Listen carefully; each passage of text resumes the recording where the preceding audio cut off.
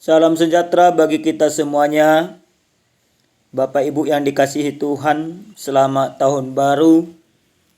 Salam sehat, salam kebaikan. Kita patut bersyukur untuk segala kebaikan Tuhan yang masih kita rasakan pada saat ini. Oleh karena itu, mari kita bersatu dalam doa, kita berdoa. Terima kasih ya Tuhan kami, Tuhan yang maha baik, untuk segala kebaikan dan kemurahan Tuhan. Kami mau mendengarkan sabda Tuhan. Biarlah kiranya Roh Kudus-Mu yang berdiam di dalam hati kami, sehingga kami mengerti sabda-Mu. Dalam nama Yesus kami berdoa. Amin. Bapak Ibu yang dikasihi Tuhan, adapun kebenaran firman Tuhan yang menyapa kita dalam minggu Epifanias pada saat ini tertulis dalam kitab Injil Matius pasal 3 ayat yang ke-13 sampai 17. Demikian firman Tuhan. Maka datanglah Yesus dari Galilea ke Yordan kepada Yohanes untuk dibaptis olehnya. Tetapi Yohanes mencegah dia, katanya, "Akulah yang perlu dibaptis olehmu, dan engkau yang datang kepadaku?" Lalu Yesus menjawab, katanya kepadanya, "Biarlah hal itu terjadi, karena demikianlah sepatutnya kita menggenapkan seluruh kehendak Allah." Dan Yohanes pun menurutinya. Sesudah dibaptis, Yesus segera keluar dari air. Dan pada waktu itu juga langit terbuka, dan ia melihat Roh Allah seperti burung merpati turun ke atasnya. Lalu terdengarlah suara dari sorga yang mengatakan, "Inilah anakku yang kukasihi, kepadanya lah aku berkenan." Demikian firman Tuhan. Saudara yang dikasihi Tuhan, kita patut bersyukur untuk segala kebaikan Tuhan yang telah menibakan kita, yang telah mengizinkan kita untuk sampai di tahun 2023. Tentu tahun 2023 tidak sama dengan tahun 2022. Tahun 2023 kita yakini, kita percaya bahwa Tuhan akan senantiasa beserta dengan kita, bahwa hidup kita garansikan untuk lebih dekat kepada Tuhan. Ada banyak kemelut yang sudah kita lalui, ada banyak tantangan yang harus kita hadapi ke depannya. Tetapi kita harus yakin dan percaya Tuhan senantiasa beserta dengan kita. Bapak Ibu yang dikasihi Tuhan, di negara kita Indonesia, tahun 2023 sesungguhnya mempersiapkan banyak orang untuk menjadi pemimpin tahun 2024. Maka kita jangan heran di tahun 2023 akan banyak promosi-promosi yang terjadi. Promosi dadakan, promosi tokoh-tokoh, promosi partai-partai, dan masih banyak lagi. Tapi sering sekali promosi-promosi ini hanya seputar promosi yang tidak berfaedah. Di dalam kebenaran firman Tuhan yang sampai kepada kita pada saat ini,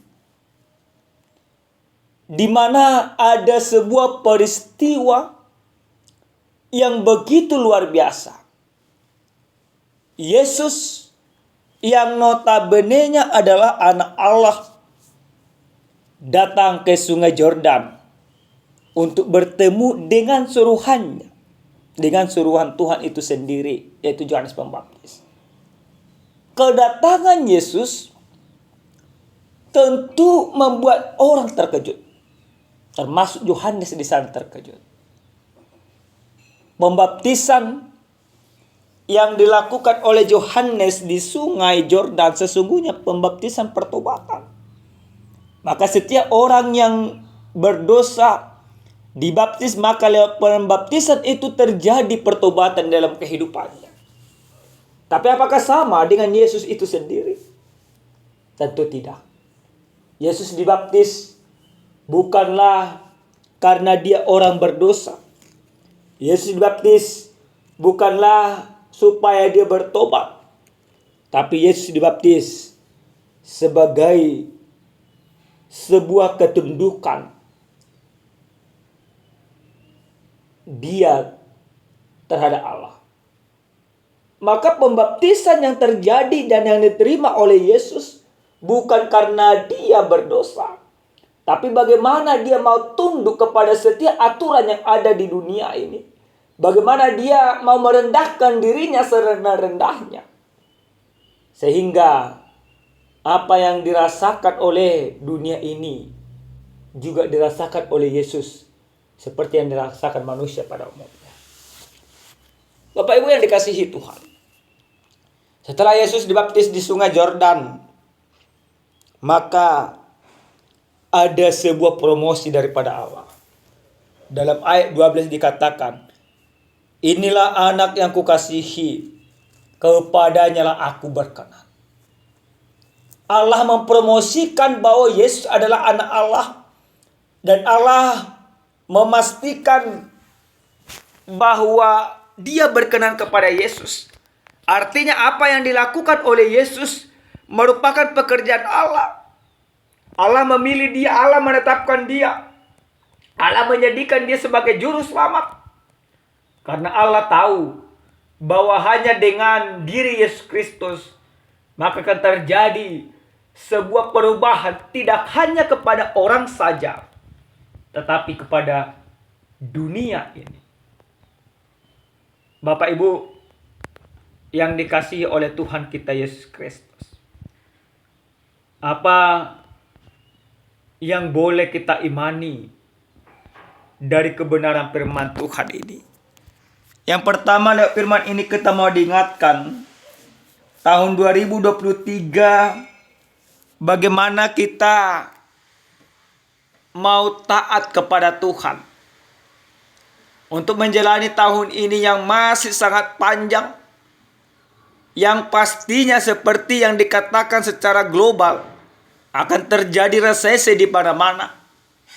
Tapi kita mau diajak bagaimana Allah yang sudah menunjukkan dirinya di dalam Yesus Kristus. Yesus mau taat, maka kita juga harus taat kepada apa yang diinginkan oleh Tuhan dalam kehidupan kita. Kita mau dituntut pribadi lepas pribadi, keluarga lepas keluarga, untuk senantiasa taat kepada Tuhan, untuk senantiasa tunduk kepada Tuhan, dan untuk senantiasa mau merendahkan diri di hadapan Tuhan. Maka setiap orang yang percaya harus berjalan bersama dengan Tuhan di dalam sebuah ketaatan sebagaimana yang Yesus inginkan dan yang sudah Yesus lakukan di dalam kehidupannya. Maka kita juga Bapak Ibu yang dikasihi Tuhan, katakan pribadi lepas pribadi, rumah tangga lepas rumah tangga, jadilah menjadi orang-orang yang taat untuk tahun 2023 ini. Taat dalam segala kehendak Tuhan di dalam kehidupan. Itu yang pertama. Yang kedua Bapak Ibu yang dikasihi Tuhan, dari firman ini sesuai dengan tema dikatakan kehendak Allah digenapi di dalam Yesus Kristus. Yang kedua, karena kehendak Allah sudah digenapi dalam Yesus Kristus, maka kasih Allah itu juga sudah digenapi di dalam diri kita.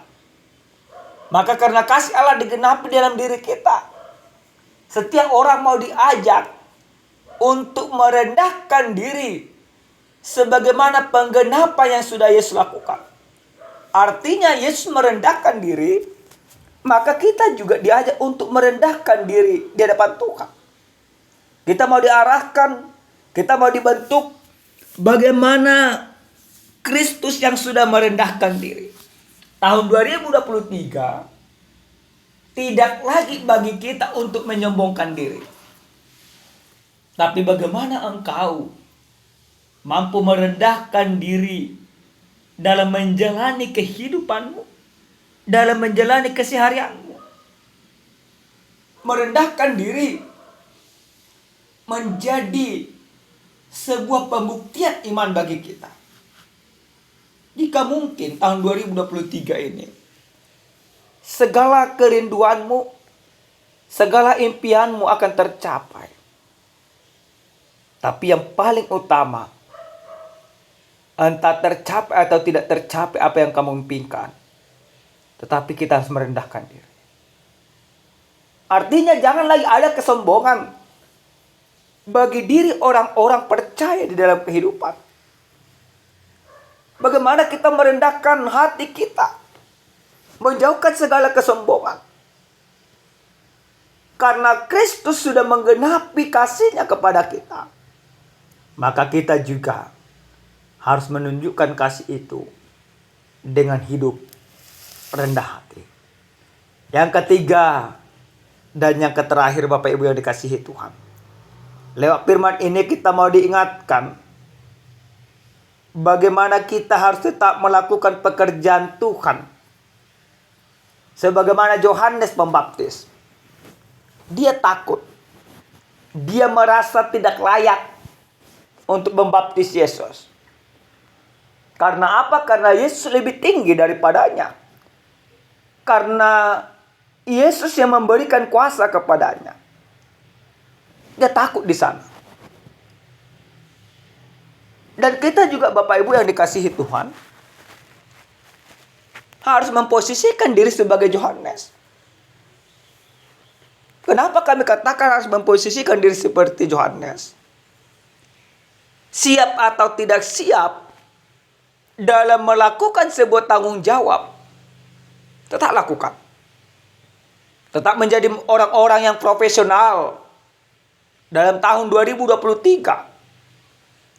Apa yang menjadi tanggung jawabmu dalam kehidupan, melakukan sebagai bentuk pengenalanmu kepada Tuhan. Mungkin tanggung jawab itu terlalu sulit.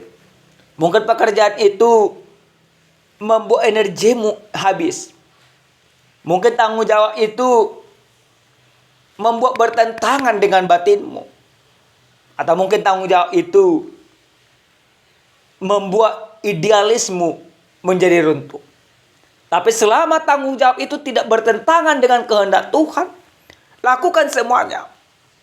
Tahun 2023, kita mau diajak menjadi orang-orang yang bertanggung jawab di dalam segala kehidupan kita, di dalam segala pekerjaan kita, dan di tengah-tengah rumah tangga kita. Ingatlah bahwa kasih Allah begitu luar biasa, begitu besar bagi kehidupan kita. Maka andalkan Tuhan dalam menjalani setiap hari-harimu di tahun 2023. Amin. Kita berdoa. Terima kasih Tuhan untuk kebaikan dan kebenaran firman Tuhan. Kami sudah mendengarkan firman-Mu. Ajar kami untuk senantiasa taat kepada Tuhan sebagaimana yang Kau kehendaki. Sehingga tahun ini menjadi tahun ketaatan bagi kami, menjadi tahun sukacita, menjadi tahun yang berkelimpahan. Terima kasih Bapa. Dalam nama Yesus kami berdoa dan bersyukur. Amin. Shalom. Selamat tahun baru. Selamat bekerja di dalam Tuhan.